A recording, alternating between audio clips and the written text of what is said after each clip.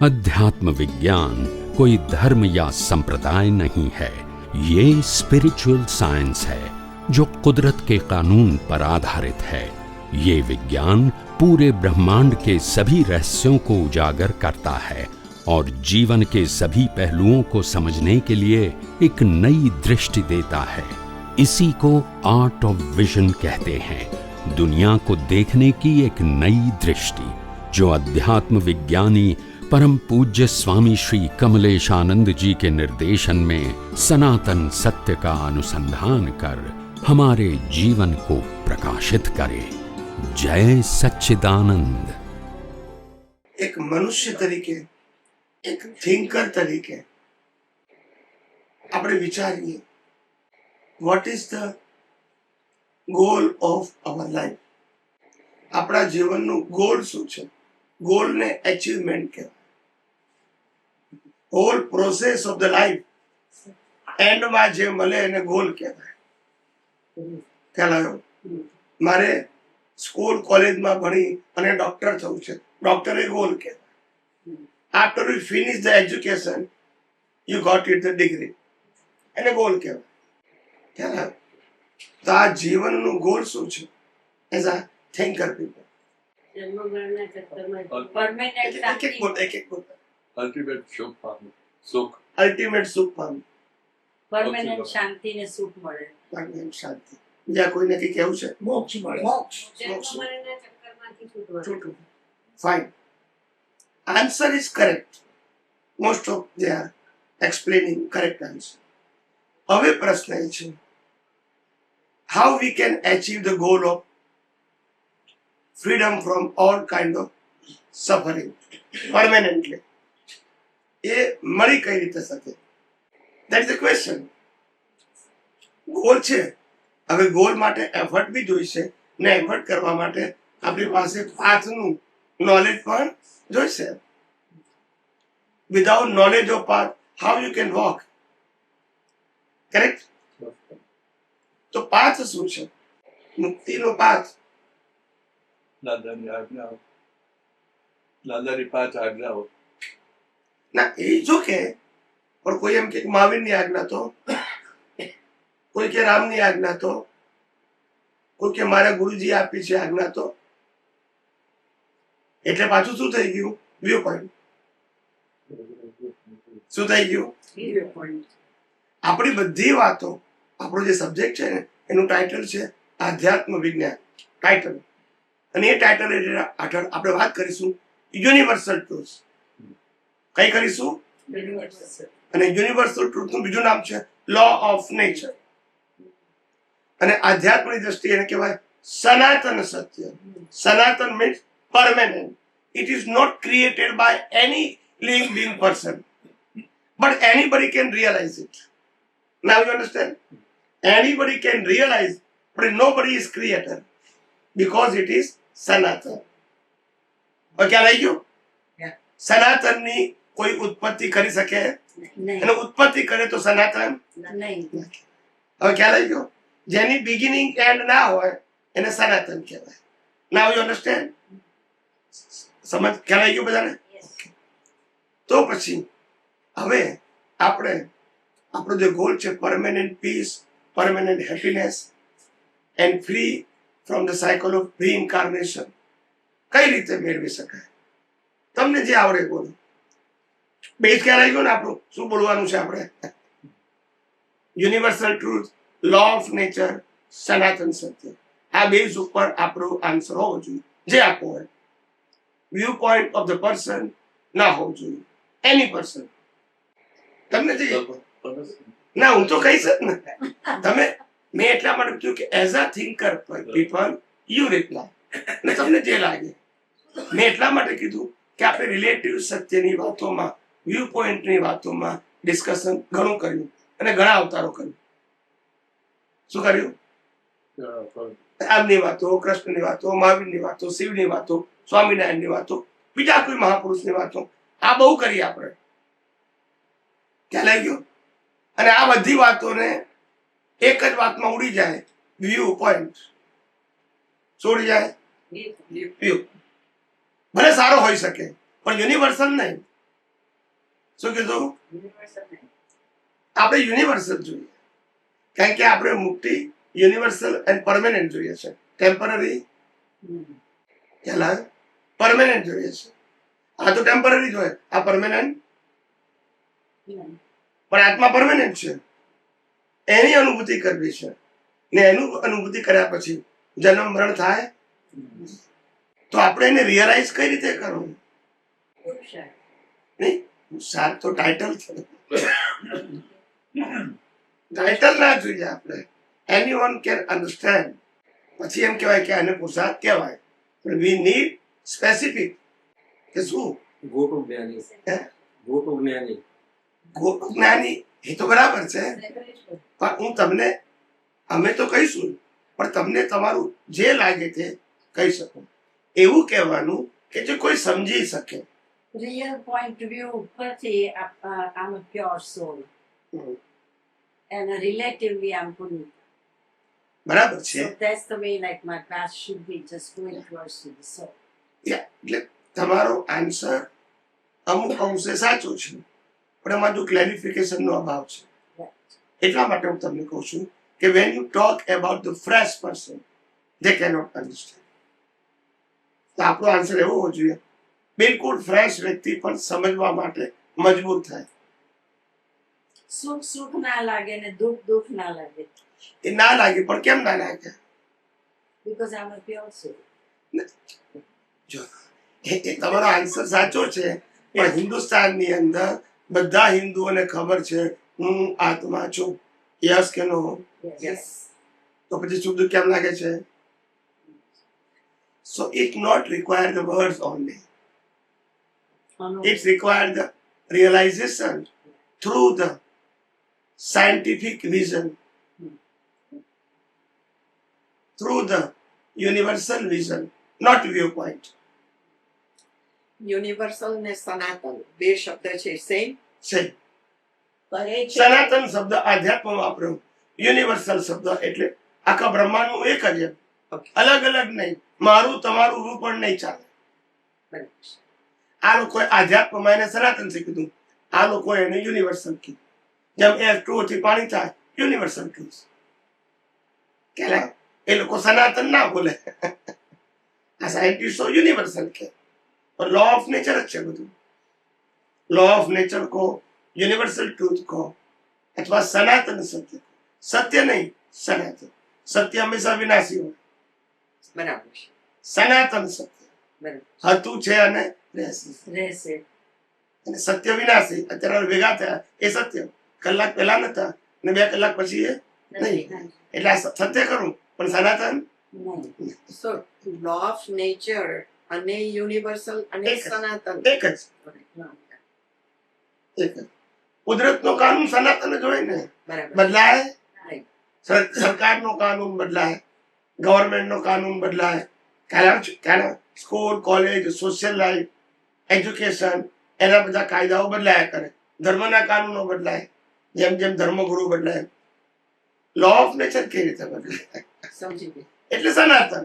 The second law of nature is means સનાતન. હું એટલા માટે તમને પૂછું છું કે તમે એ સબ્જેક્ટ ઉપર વિચારતા થાઓ. અત્યાર સુધી એ સબ્જેક્ટ ઉપર આપણે ગયા જ નથી. આપણે આ સબ્જેક્ટ ઉપર ગયા છે. પુણ્ય કેમ થાય, પાપ કેમ ના થાય, અને પાપ થાય તો પ્રાયશ્ચિત કેમ કરવું, આટલું સમજ્યા છે આપણે. કોને ભગવાન માનવું, કોને ગુરુ માનવું, કયા મંદિરમાં જવું, કયો મંત્ર બોલવું, કયું શાસ્ત્ર વાંચવું, કઈ સંસ્થાને માનવી, કઈ રિચ્યુઅલ્સ કરવી, વર્તમાન કયા ગુરુ શિષ્ય છે અને વરઘોડા, આટલું જ જાણીએ છીએ આપણે. બરાબર છે. આનાથી આગળ જાણતા, અને આ બધું આવે રિલેટિવ સત્યમાં. શેમાં આવે? આપણા એ સબ્જેક્ટ નથી, આપણો એ સબ્જેક્ટ એનાથી બિયોન્ડ છે, જેમાં આ વસ્તુ આવે જ નહીં. ફોર્મેટ પણ ના આવે અને થીમ પણ ના આવે. થીમ એટલે શું? પુણ્ય કરો, પાપ ન કરો, અને પાપ થાય તો પ્રાયશ્ચિત કરો, એ થીમ કહેવાય. અને થીમ માટે ફળો શું કરવાનું? એકને કોઈને ભગવાન માનો, ગુરુ માનો, મંદિરમાં જાઓ, મંત્ર બોલો, શાસ્ત્ર વાંચો, રિચ્યુઅલ્સ કરો, સંસ્થાને માનો, વર્તમાન ગુરુ શિષ્યને માનો અને વરઘોડાને ફોલો કરો. બસ આ બધા ધર્મોની કોમન થીમ છે અને રિલેટિવ સત્ય કહેવાય. અને સનાતન સત્ય સાથે કોઈ લેવા દેવા નહીં. અને બધાનું પાછું કેવું હોય? અલગ અલગ. એટલે એને સાંપ્રદાયિક સત્ય કહેવાય. શું કહેવાય? Sanatana. સનાતન કે યુનિવર્સલ? ડોક્ટર સાહેબ સમજાય? આપણે સનાતન સત્ય સમજવું છે, યુનિવર્સલ ટ્રુથ સમજવું છે, કારણ કે આપણો આત્મા યુનિવર્સલ છે, આપણો આત્મા સનાતન છે, એની અનુભૂતિ કરવી છે, આની નહીં. આ તો રિલેટિવ સત્ય છે, આની તો ઉત્પત્તિ છે અને નાશ પણ છે. તો સનાતન સત્ય સમજવા માટે હવે હું બોલી જાઉં છું. સનાતન સત્ય સમજવા માટે તમારી પાસે જ્ઞાન અને દર્શન સનાતન જોઈએ. જ્ઞાન પણ સનાતન અને દર્શન પણ. Sanatana. કશું રિલેટિવ ના ચાલે, કશું ટેમ્પરરી ના ચાલે. જ્ઞાન દર્શન બે સનાતન, તો સનાતન પ્રાપ્ત થશે. જ્ઞાન દર્શન રિલેટિવ હશે તો રિલેટિવ પ્રાપ્ત થશે, જે પાપ પુણ્યને પ્રાયશ્ચિત કહીએ છીએ, જેમાં ફોર્મેટ આવે એ બધું રિલેટિવ. તમારું જુદું, આમનું જુદું, આમનું જુદું, આમનું બધાનું જુદું. એ સનાતન યુનિવર્સલ ના, દરેકના પોતપોતાના સાંપ્રદાયિક વ્યૂ. તો બે વસ્તુ સનાતન જોઈએ, જ્ઞાન અને દર્શન. પહેલું જ્ઞાન સનાતન કોને કહેવાય? જ્ઞાન એટલે આત્મા. આત્મા ચેતન છે, અવિનાશી છે, અનંત શક્તિ વાળો છે. ચેતન, અવિનાશી અને અનંત શક્તિઓ વાળો છે આત્મા. એટલે પેલું જ્ઞાન સનાતન થઈ.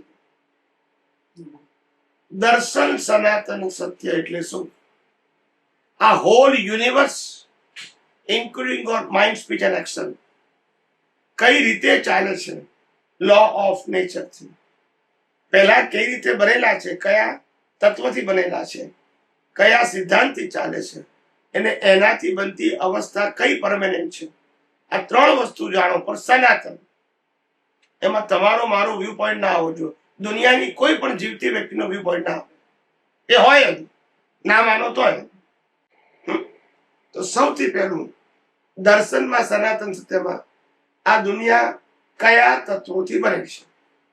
6 ઇટર્નલ એલિમેન્ટ્સ. 6 ઇટર્નલ એટલે શાશ્વત. ઓકે, 6 સનાતન તત્વોથી આ દુનિયા બની છે.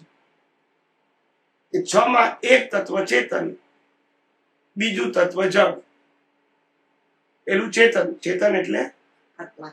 જળ એટલે જેનાથી અવસ્થા બની છે, જેનાથી આ શરીર પણ બનેલું છે, એ જળ તત્વ. અને જળ તત્વની અવસ્થાને સહાયક બીજા 4 તત્વો. આ જળ તત્વ, આ બધી અવસ્થાઓ જળ તત્વો, એને સહાયક બીજા 4 તત્વો. એકનું નામ ગતિ સહાયક, મોશન. બીજું નામ સ્થિતિ સહાયક, સ્થિરતા. ત્રીજું નામ time. each and every circumstances, world બધાને ટાઈમ સાયકલ છે. જેમ દિવસ રાત થાય, ઠંડી ગરમી પડે, પૂનમ અમાસ થાય, ભરતી ઓર થાય, દરેકનો જન્મ જીવન મૃત્યુ, આ બધું ટાઈમ તત્વ છે. ટાઈમ તત્વ સાથે રિલેટેડ છે. ટાઈમ તત્વ પરમેનન્ટ છે, પણ અવસ્થા એનાથી આઈડેન્ટિફાઈ થાય છે. શું થાય છે? ટાઈમ તત્વના પીસીસ નથી. ટાઈમ તત્વ તો એક જ છે, પ્રેઝન્ટ, પણ અવસ્થાને આધારે પાસ્ટ અને ફ્યુચર છે. બાકી ધ ટાઈમ તત્વ is always present. Okay, anyway, એટલે પાંચમું તત્વ એ, અને છઠ્ઠું અને છેલ્લું તત્વ સ્પેસ. આ 6 સનાતન તત્વો, 6 સનાતન તત્વો, એનું એક નામ કુદરત. એનું એક નામ Gujarat. કુદરત. એ નામ એટલે આઈડેન્ટિફિકેશન. જેમાં શરીરનું નામ પાડીએ ચંદુલાલ, શરીરનું નામ આપણે પાડ્યું. શરીરનું નામ હોય નહીં. જીવન જીવવાનું સાધન, શરીરને નામની જરૂર નથી, વ્યવહારમાં નામની જરૂર છે. એવી રીતે આ 6 તત્વોનું પોતાનું નામ નથી, પણ આધ્યાત્મિક પુરુષોએ સમજવા માટે કીધું કે આ 6 તત્વોનું એક નામ કુદરત, જેનાથી આ દુનિયા બનેલી છે. દુનિયામાં ચેતન છે, જળ છે, જળને આધારે આ 5 ઇન્દ્રિયોથી જે કંઈ પણ અનુભવમાં આવે દેખાય એ બધું જળ તત્વની અવસ્થા છે. જળ તત્વની અવસ્થા ટેમ્પરરી અને તત્વ permanent. આ બોડી એ અવસ્થા છે. બોડીની રાખ થઈ જાય પછી રાખની રાખ ના થાય. એટલે પેલા ચેતન તત્વ, બીજું જળ તત્વ. જે આ બધું આ દેખાય છે ને બધું શરીર સાથે બધું જળ તત્વની અવસ્થા છે. એટલે 5 ઇન્દ્રિયોથી જે જોવું એ બધું બધું એવરીથિંગ જળ તત્વની અવસ્થા. શું કીધું? જળ તત્વની અવસ્થા. તત્વ ના દેખી શકાય. તત્વ આંખોથી ના દેખાય કારણ કે એ પોતે જ વિનાશી છે. એનીવે એટલે આ જળ તત્વ. બીજું આવ્યું ગતિ સહાયક, મોશન. સૂર્ય, ચંદ્ર, તારા, ગ્રહ, પૃથ્વી, હવા, પાણી, મનુષ્યો, અને પ્રાણીઓ, આપણી બોડીમાં બ્રીધિંગ, બ્લડ સર્ક્યુલેશન, વ્હીકલ, બધું શું થાય છે? Gati Saha. Elements are permanent. તત્વ કાયમ છે પણ અવસ્થામાં સહાયક. બધું મૂવ થાય છે એમાં એક જ તત્વ છે ગતિ સહાયક તત્વ. અને ગતિ સહાયક તત્વ એ પાવર રૂપે છે. શું છે? ફિઝિકલ એક્ઝિસ્ટન્સ નથી. સમજાયું? Permanent power. It's help to each and every circumstances when they require the motion. Okay? ચોથું તત્વ સ્થિતિ સહાયક, સ્ટેબિલિટી, સ્થિરતા. આપણે બેઠા છે તો સ્થિતિ સહાયક, ચાલીએ તો, Gati ગતિ સહાયક. કાર ઊભી હોય તો Sthiti. ને ચાલે તો Gati. બધું જ. એવું પાંચમું તત્વ સમય તત્વ, ટાઈમ. આ દુનિયામાં જેટલી અવસ્થાઓ છે એ બધી ટાઈમ તત્વ સાથે સંકળાયેલી છે. જેનું બિગિનિંગ અને એન્ડ હોય એ બધું ટાઈમ તત્વ સાથે રિલેટેડ. બિગિનિંગ એન્ડ, And આનું પણ બિગિનિંગ અને એન્ડ છે એ ટાઈમ તત્વ સાથે સંકળાયેલું. અને આની અવસ્થા પણ ટાઈમ તત્વ સાથે સંકળાયેલી. બોડી પણ અને બોડીની અવસ્થા પણ સર્કમસ્ટાન્સીસ ટાઈમ તત્વ સાથે. તમારી આંખો ક્યાં સુધી કામ કરશે નક્કી. હાથ પગ ક્યાં સુધી કામ કરશે, કિડની ક્યાં કામ કરશે, એ ધીમે ધીમે બધું એક્સપાયર થવા માંડે, થવા માંડે. Expect. ખ્યાલ આવ્યો? એવું. અને છેલ્લે બોડી પણ Expect. શ્વાસ બંધ. હવે આપણે ડોક્ટરને પૂછીએ કે આ માણસ જીવતો હતો અને મરી ગયો, હવે એને સ્કેન કરીએ, જીવતાનું સ્કેન કરો અને મરેલાનું સ્કેન કરો તો ડિફરન્સ શું લાગે? आपको डिफरेंस क्या देखा? क्या? આખું સ્કેન કરો તો एक है ये ब्रीथ नहीं करता એમાં આત્મ બ્રીથ તો સ્કેનમાં આવે નહીં, ના ફોટામાં ના આવે. તમે વિડીયો લો તો આવે પણ સ્કેન કરો તો મૂવમેન્ટ ગતિ ના હોય, ચેતન ના હોય, ગતિ ના હોય. કોઈ ફેર નહીં. એની અંદર બોડીને એક્ટિવ રાખવા માટે પ્રાણવાયુ જોઈએ. તો પ્રાણવાયુ ખૂટી નથી ગયો, એ મરી ગયો એટલે ખૂટી ગયો. પ્રાણવાયુ તો છે જ ને, પ્રાણવાયુ તો છે જ ને. એ લઈ શકતો એટલે ગતિ સહાયક એનું નામ આયુષ્ય કર્મ, આયુષ્ય પછી ના લઈ શકે. અને છેલ્લું તત્વ સ્પેસ, જેમાં આ બધી એક્ટિવિટીઝ થાય છે. એટલે હોલ યુનિવર્સ 6 તત્વથી બન્યું છે. હોલ યુનિવર્સ, આખી દુનિયા, બ્રહ્માંડ જે પોતે 6 તત્વથી 7મું તત્વ આ દુનિયામાં નથી. તત્વ એટલે પરમેનન્ટ. ઓકે, બસ 6 તત્વની દુનિયા બની છે.